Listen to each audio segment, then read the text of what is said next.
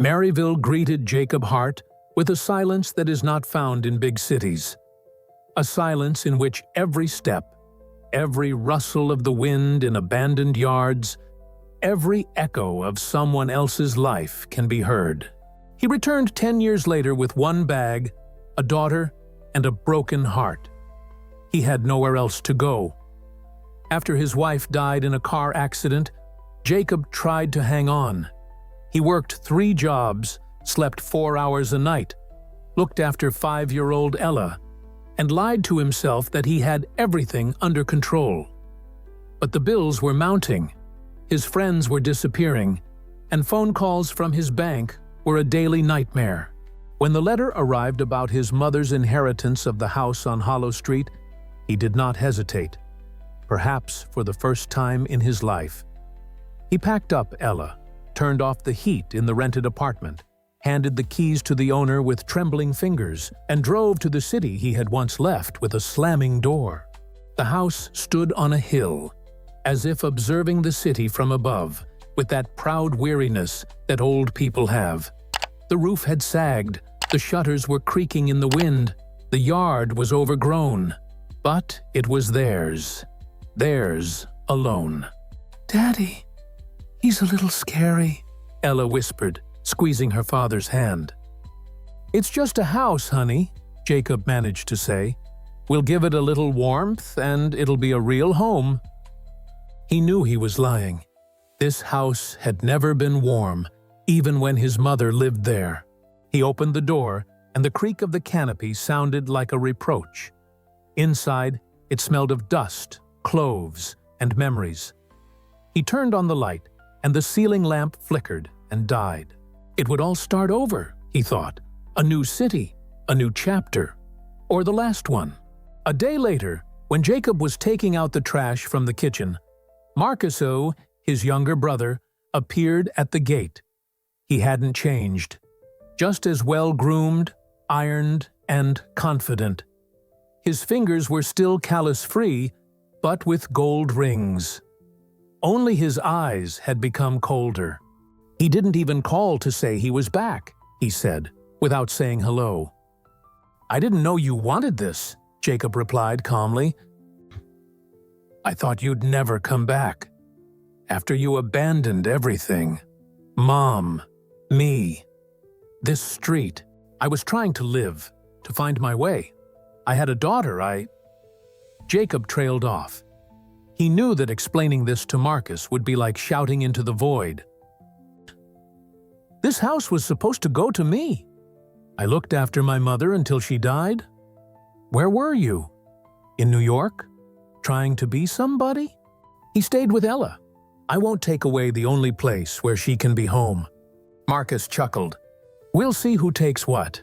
That night, Jacob couldn't sleep for a long time. He sat in the kitchen, drank cheap coffee, and looked at the old calendar on the wall. It said 2015, the same one, in which he left. He tried to remember his mother, her face, her voice, but everything came back blurry, as if the years had erased even the memories.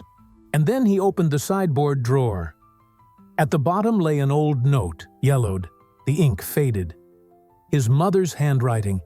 "If he ever comes back, don't tell him about your father. He mustn't know the truth. Never." Jacob's hands began to shake. What was the mother hiding? What did Marcus know? Why did the house feel not just old, but a witness? He stood up, went to Ella's room, and sat quietly by her bed. She was sleeping peacefully, as if nothing in this world could touch her. "I promised you life, Ella," he whispered. "I'll get it, even if I have to fight the past." And then he realized, this is not just a return. This is the beginning of a war. The next morning, Jacob woke up early. Ella was still asleep, peacefully hugging the teddy bear, and her small hands were pressed to his cheeks, as if she felt his care even in her sleep. But care was not the only thing that bothered him. The letter from Marcus and the unbearable feeling that everything around him had already been planned by someone did not leave him any peace. He decided to walk around the house. He knew it was the only way to clear his head and get rid of the heavy atmosphere that hung in every room. There was that same silence he was afraid of. The feeling that there was something more than just emptiness hiding in the walls of this house. When he reached the stairs leading to the basement, he noticed how the dust on the steps had not been disturbed for a long time. As if everything in the house was waiting for something or someone. Jacob couldn't shake the feeling that something was lurking beneath that old wooden floor. He knew his mother avoided the basement. But why? With every step he took, his doubts grew stronger. He remembered the strange feeling he always had when he returned home, even when he was a teenager, when he and Marcus and his mother would sit at the dinner table, and his mother would always go into the basement when someone had something to discuss. The basement. Was his mother safe living here? Or was something forcing her to keep this secret under lock and key? He went down into the dark basement, turning off the lights so as not to attract attention.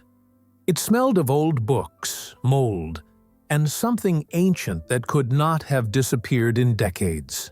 Suddenly his gaze fell on an old wooden box, lifted up under the top layer of dust.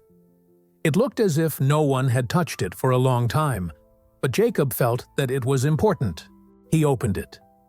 Inside was a stack of yellowed papers, old letters, and something else. Something that made his heart skip a beat. Jacob slowly unfolded one of the documents. It was a legal letter. It had a stamp on it with his father's name written on it, and the date, and a missing persons report. Jacob read on. His heart pounded. His hands shook. He felt as if he had opened a door he should never have opened. His father was gone. He had gone of his own accord. But where? Why? And what did this document mean? What secrets was his mother hiding? There was another letter in the box, addressed to him. His mother's handwriting was familiar, but the words on the paper seemed so foreign. Jacob, if you're reading this, it means things didn't go as I'd hoped. I tried to keep you in the dark so you wouldn't know the truth. But Marcus can't know. He's not ready. You're not ready. Father wasn't who you thought. He was different. I took you so you wouldn't end up like him, but now you have to know. Please, close this box. Go away and never come back. He felt the cold creep into his body. His mother had hidden so much from him. And now that he was back, he felt like everything was a lie. Every moment of his life in this house was a mistake, made by someone else. Suddenly, the basement door creaked. Jacob jumped up. It was Marcus. Are you crazy? His voice was loud and cold. You had to leave. You have no right. I have a right, Jacob interrupted, closing the box. I have a right to know what our father was hiding. And so do you. Marcus was silent, his face tense as a taut string. You don't understand, Marcus said quietly. You'll never understand why I kept this a secret. So, you knew? You knew about him? Jacob stepped closer, his gaze fixed on his brother. He was dangerous, and you better forget what you found. This is not your fight. But Jacob couldn't retreat. He felt himself being pulled inward into this dark history that defined his life, but was hidden from him. I need to know the truth, Marcus. Everything you've been hiding. Everything. Marcus took a deep breath and took a step back, seeming like he was finally ready to say something important. You don't have to look for what's hidden beneath these walls. Sometimes it's best to leave things as they are, Jacob. But if you want to know, you have to be prepared for what you find out. Jacob knew this wasn't just a family secret. It was more than that. And he couldn't stop. I'm ready, he said, feeling his heart beat faster. I'm ready to know the truth. The next morning, Jacob felt the tension tightening in his chest, as if every breath he took was his last in this house of hidden threats. He knew Marcus would not remain silent any longer, but every word his brother might say did not promise relief. Rather, it could become another stone he would add to his soul. Marcus suggested they meet at the old corner cafe where they had once hung out after school as teenagers. Jacob knew the place could tell him a lot about the past, especially if one of them decided to show their hand. But the more he thought about it, the more he felt like he wouldn't get any answers. And yet, if anyone knew the truth, it was Marcus. When Jacob entered the cafe, he was immediately struck by the strange silence. Everything was still there. The same walls, the same smell of baking that he remembered from his childhood. But something was wrong. His gaze darted to the table in the corner where Marcus sat, a cup of coffee in his hands, absorbed in some dark thoughts. "You came," Marcus said without looking up. "Then you really want to know." Jacob sat down across from her, his heart beating faster. He knew this was the moment of truth. This conversation could change everything he knew about his family, his past. "You owe me an explanation," Jacob said, trying to keep the worry out of his voice. "I want to know what's behind this, Marcus. What happened to our father?" Marcus looked up and met his gaze. A shadow passed through his eyes, but then he looked away, nervously clutching his cup in his hands. "You're right. I owe you. But you have to understand, Jacob, that sometimes the truth doesn't give you peace. It only destroys everything around you." "I'm ready," Jacob said, his voice firm and determined. "Tell me." Marcus took a deep breath and began to speak. "Do you remember how our father disappeared? In 1995. He just disappeared. He left, apparently, leaving my mother and me. But the truth is, he wasn't the same person you remembered. He was involved in something much bigger than just leaving. He was involved with people who leave no trace." Jacob felt fear tightening in his chest, but he forced himself to continue listening. "I learned about it late," Marcus continued. "When I was 18, I came across a paper. From it, I understood that my father was involved in dirty business. In debt, in criminal circles, he had to hide, and maybe he was even killed. I don't know. But he knew that it would be a threat to us."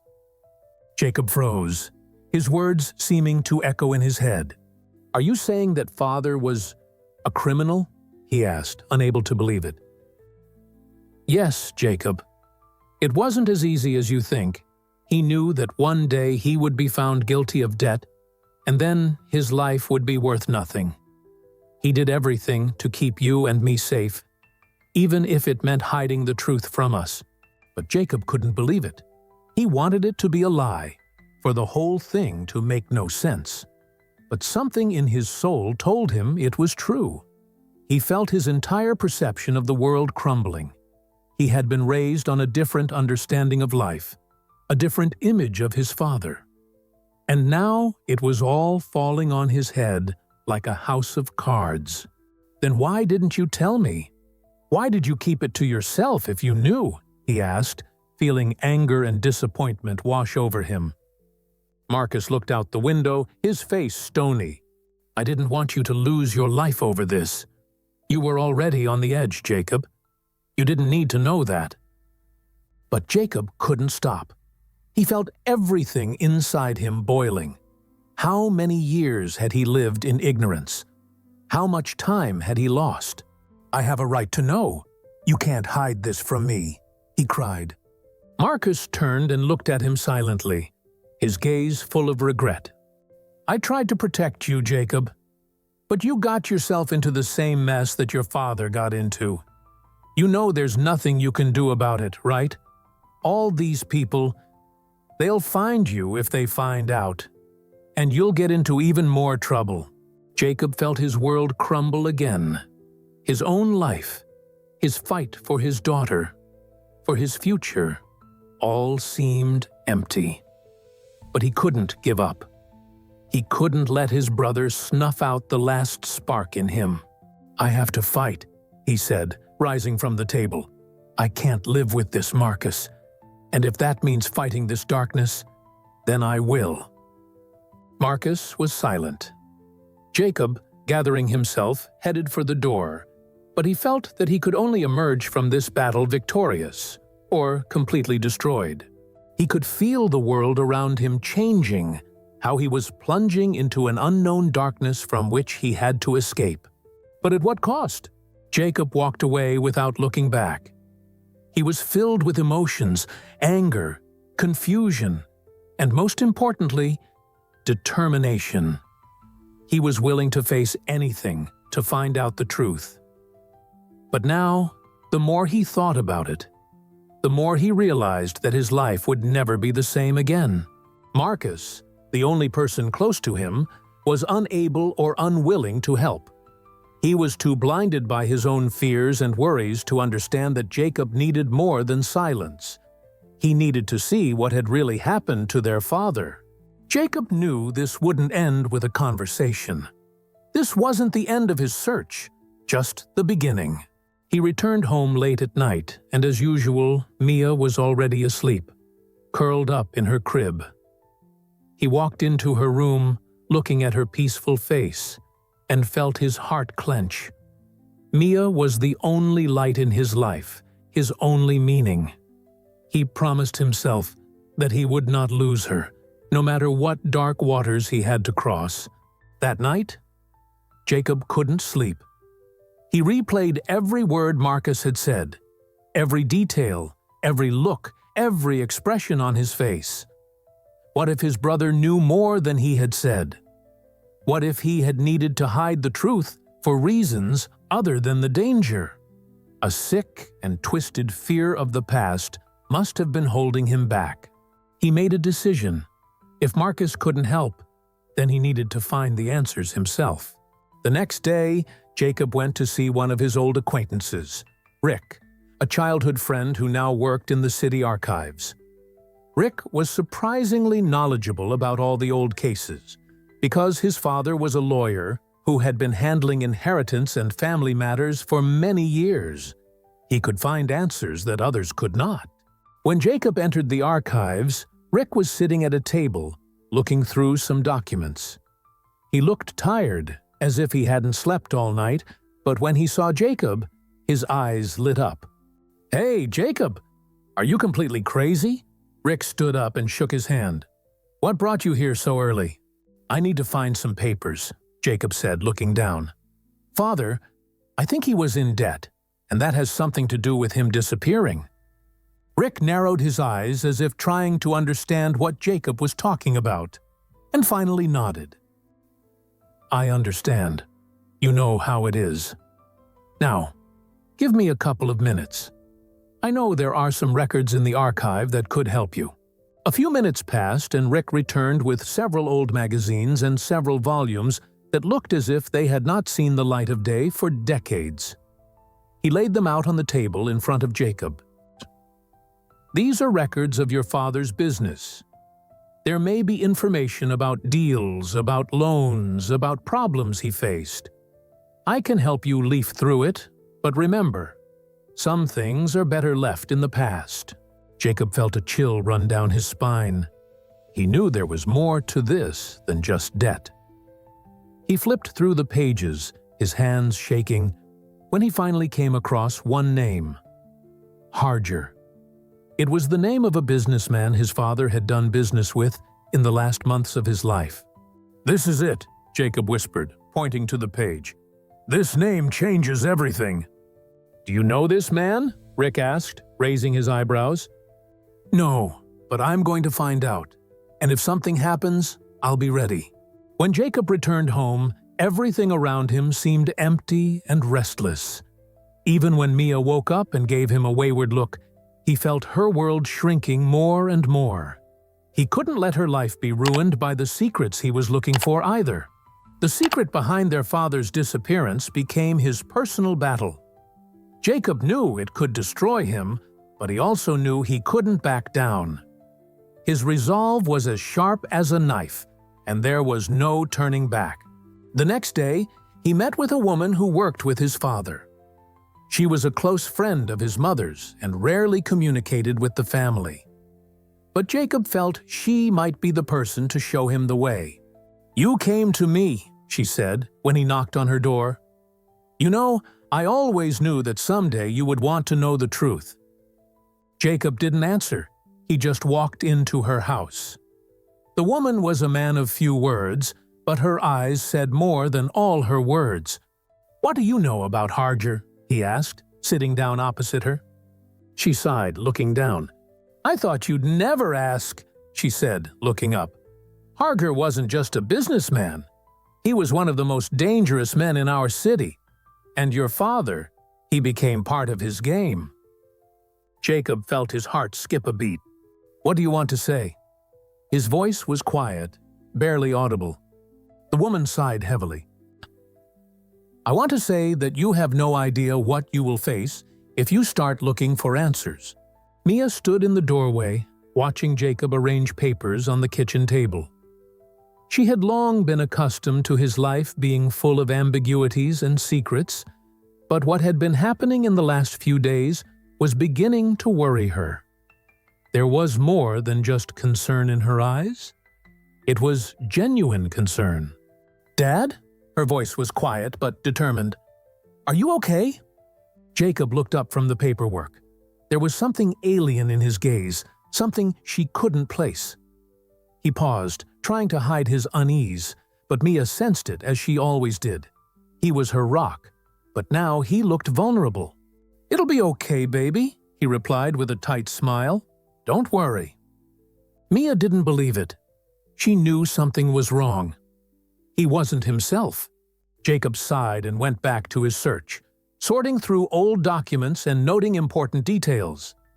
He had to figure out who Harger was and what he had to do with their father's disappearance.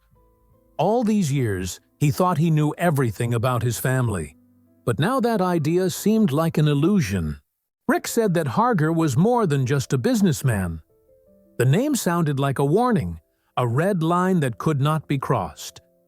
But Jacob knew he had no choice. He was ready to follow through, despite the danger that lurked behind every step. That night, after Mia went to bed, Jacob found himself back in the archives. He dug up a few files that contained entries about Harger, and one of them caught his eye longer. It wasn't just about business. There was another page indicating that his father had been doing some kind of underground business and that his disappearance was due to him being in debt to this man. The silence he endured that night was hard. He knew the truth could be devastating, but he couldn't stop. He could no longer ignore the obvious. Someone close to him was hiding something. The next day, Jacob met with a woman who was a friend of his mother's to learn more about Harger. She increasingly seemed like a puzzle to him, a mystery that needed to be solved to understand how everything was connected. The woman still wouldn't reveal the whole truth, but Jacob saw a shadow of fear in her eyes. "I have to tell you something," she said, after a few seconds of silence, "but you're not ready for it." "I'm ready," Jacob said. He knew he needed answers, no matter how hard they would be to accept. She looked at him with concern, as if trying to see if he could handle the truth. Harger wasn't just a dangerous man. He was connected to those who controlled many of the dark corners of this city. But your father was part of this game too. He himself was drawn into it. He couldn't get out, and you know what happened next. Cold. He knew his father was involved in something bigger, but he hadn't thought he could be so close to these dark things.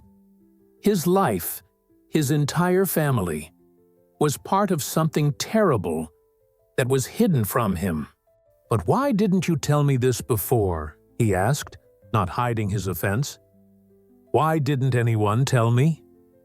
She sighed, hanging her head heavily. "Because I was afraid that you would do what you are doing now. And because I didn't want your life to become like mine." Jacob stood up and walked out of the room. He couldn't stay in this house where every wall was soaked with lies. He was ready to act, ready to go all the way to find out the truth, whatever it was. But was he ready to lose everything? When he returned home late that night, Mia was already asleep. He looked at her peaceful face and knew that this could be the last night he could be the same person for her. With every decision he made, he felt more and more like his past was falling on him, and his future was becoming unclear. The next morning, Jacob went to meet the man he thought might give him answers. It was an old acquaintance of his father's, someone he had once done business with. He lived in a run-down part of town, in a house that looked like it hadn't been renovated in years. He opened the door with a displeased look, but when he saw Jacob, his face changed. "You came. It means you are also looking for the truth," he said, looking at Jacob. "I need to know what happened to my father," Jacob replied, not hiding his determination. "Then you need to be prepared for the fact that the truth may be worse than you imagine." Jacob sat across from his father's old friend, trying to collect his thoughts. There were too many questions in his head, and the answers he received did not ease his soul, but only complicated the situation. "Your father was part of something much bigger than you realize," the man began, looking at Jacob as if analyzing his reaction. "He was no ordinary man, Jacob. He held strings in his hands that could destroy an entire city. I don't want to know about his dirty deeds. I want to understand why he disappeared," Jacob blurted out, his voice shaking with suppressed rage. The man paused and finally said, "Because he tried to break free. That's what cost him his life." Jacob felt the ground shift beneath his feet. He didn't know how to cope with what he had just heard. Everything he knew about his father was shattered. Returning home, Jacob was filled with determination, but also with deep regret. He knew that no answer could bring him back to the world he knew. Family secrets, long years of deception and silence. All of it was now on his shoulders.